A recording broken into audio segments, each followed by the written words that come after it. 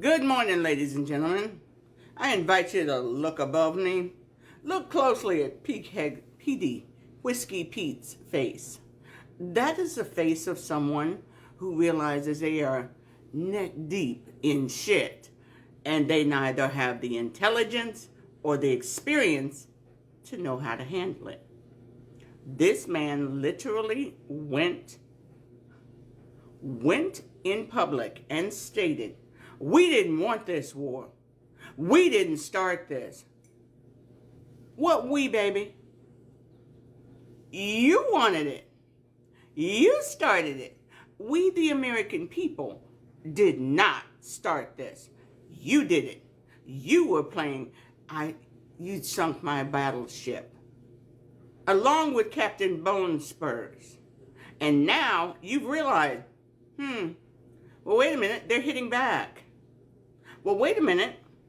They have the intelligence to realize that all of these allies where we stuck bases, if we strike at them, it's going to come down to a choice. Either we tell America to get their fucking bases off our land, or they pay the price for said loyalty to our bases. I'm waiting for a mass notice to go out saying, hey, you need to pull your people out of our land. Yeah. Qatar, Saudi Arabia, all of them to say, hold up, we are losing too much. You got to come get your people. Because, let's be clear, they noticed. We ran to protect Izzy, but not them.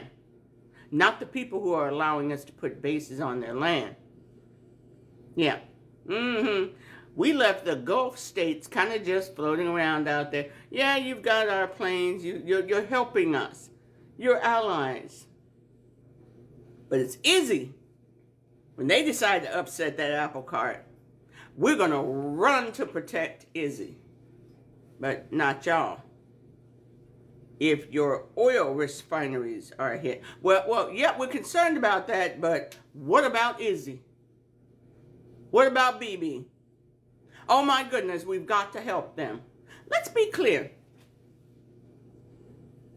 Iran is not chanting death to America for nothing.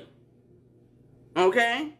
It's like me going up and bitch slapping somebody, and then when they counter my actions, I go, they hate me. They're coming after me. They don't like my way of life. They don't like the red, white, and blue. No. See, they're coming after us because of the bullshit we do. Yeah. Literally, Marco Rubio. Oh, hold on. Marco Rubio, this fucker right here, admitted out of his own mouth, the only reason this is going on is because the meetings were going fine last week. They were making headway during the negotiations. However, Israel did not like that. Israel did not like that. Yeah. And he was told, we're going to hit Iran, and y'all better have our back. Because once we hit them, you know they're coming after you. Because we're allies. We're buddies. This man admitted out of his own mouth, the only reason we have lost members of our military, the only reason all of these weapons have been expended is because instead of taking is not real by the scruff of the neck and saying, baby, if you do that shit, you're on your own. We're sending you no more ammunition for that Iron Dome if you do that shit. And we're going to make it public that if you do that. See, didn't have the cojones to do that. Yeah, so when Israel said, is not real said, we're going to be hitting Iran.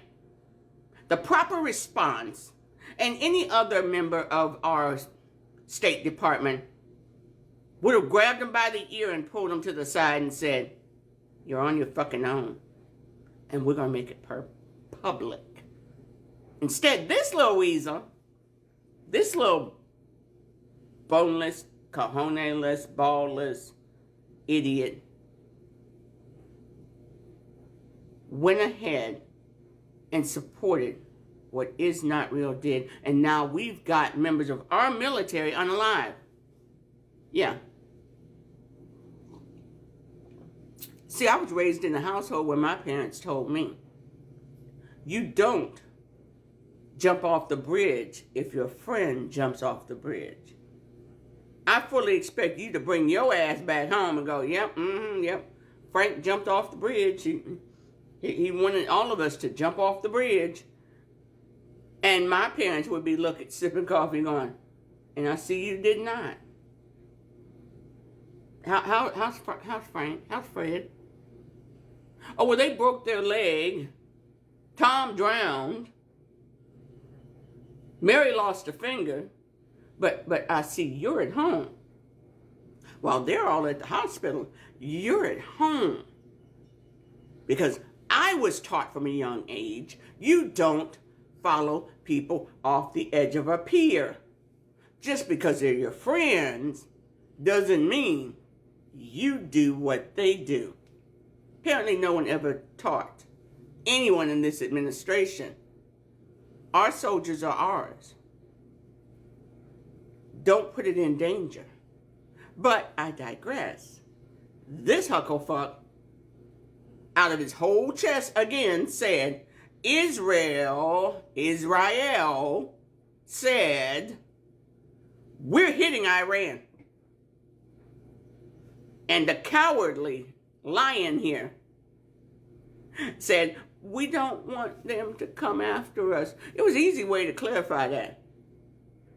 Soon as Is Not Real hit Iran, he should have been all over the news going, we advised them not to do that it was unacceptable for them to attack a sovereign nation. Yes, we know they've got lots of terrorist ties. We know that. But they haven't hit us. They have not hit the American people. So because there are Americans all over the Middle East living, working, we're not going to endanger them. And we're making it crystal clear, and made it crystal clear to Is Not Real, you're on your fucking own. And no, it's not 1939. It's not 1940s. The Holocaust is the past. Right now, we're not going to let our people be endangered. But again, he didn't have the balls or the backbone to do such a thing.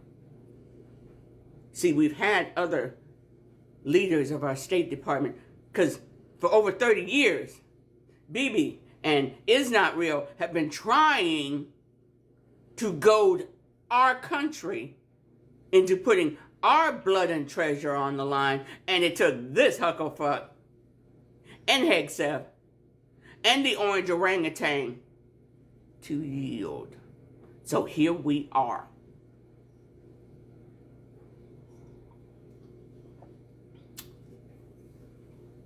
Again, let me be crystal clear about this. I'm going to put this out there, and I hope you share it. If Bibi sets a foot in this country, we need to be 3,000 deep outside that White House. If Bibi goes to Mar-a-Lago, we need to be 3,000 deep outside Mar-a-Lago to remind him, you work for us. And there is an international warrant on his ass. You want money? Turn him in and collect the bounty. How about that? Since you're busy draining money out of our pockets, orange orangutan, there's a bounty right there you can collect. Yeah, for your 50 pieces of silver.